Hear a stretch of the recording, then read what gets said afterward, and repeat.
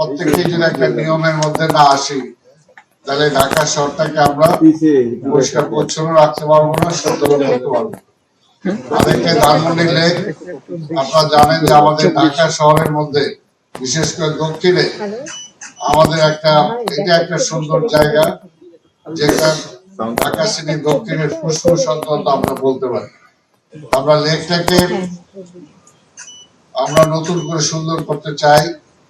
এলাকার মাননীয় মন্ত্রী আরো বিশেষ ইচ্ছা আছে এখানে, এবং তার চেষ্টাও আছে, এবং সিটি কর্পোরেশনের পক্ষ থেকে আমরা সেটা করতে চাই। মাননীয় প্রধানমন্ত্রী এই ব্যাপারে আমাদের সাথে একমত হয়েছেন, এই কাজটাকে কিভাবে আমরা করতে পারি। কিন্তু এই ব্যাপারেও সহযোগিতা দরকার।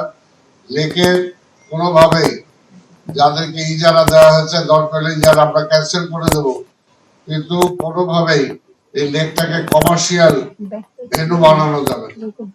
এটা শান্তিপূর্ণ একটা জায়গা থাকবে, এখানে এলাকার মানুষরা আসবে, এখানে হাঁটাচলা করবে, কিছু সময়ের জন্য তারা হয়তো কিছু জায়গায় বসলো, সেটার জন্য রেস্টুরেন্ট, পুরো জায়গাটা রেস্টুরেন্ট বানানো যাবে না।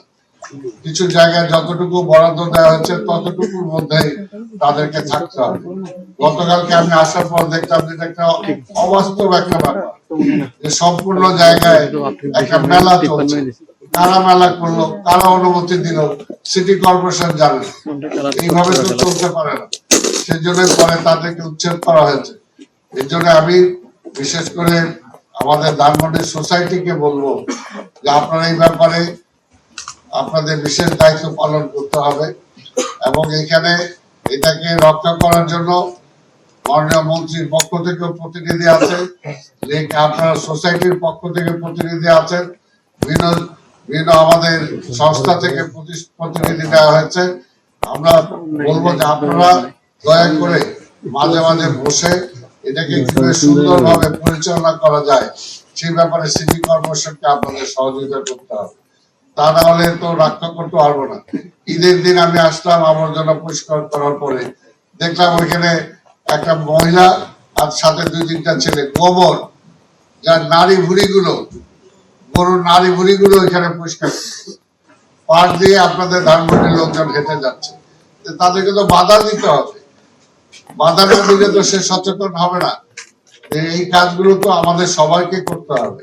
সবাই যদি না, একটা অন্যায় ভাবে একজন রাস্তা খুঁড়তেছে বা রাস্তা আবর্জনা ফেলতেছে, একটা নাগরিক হিসেবে আমার দায়িত্ব তাকে বাধা দেয়া।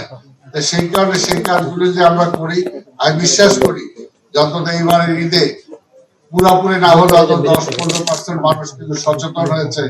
তাদেরকে আমরা চটের ব্যাগ দিয়েছি, অনেকে নিজেরা কিনেও চটের ব্যাগের মধ্যে বর্জ্য ফেলার জন্য চেষ্টা করেছে। আমি বিশ্বাস করি যে কিছুদিন সময় পেলে অবশ্যই নাগরিকরা সচেতন হবে, এবং সচেতন হলে আমরা ঢাকা মহানগরীকে আরো পরিচ্ছন্ন করতে পারবো, আরো সুন্দর করতে পারবো। সেই ব্যাপারে আমাদের সবার সহযোগিতা দরকার। আমরা ধানমন্ডিটাকে একটা টোটাল একটা প্রোগ্রাম নিয়েছি, এই লেক সহ ধানমন্ডির আশেপাশে টোটাল এলাকা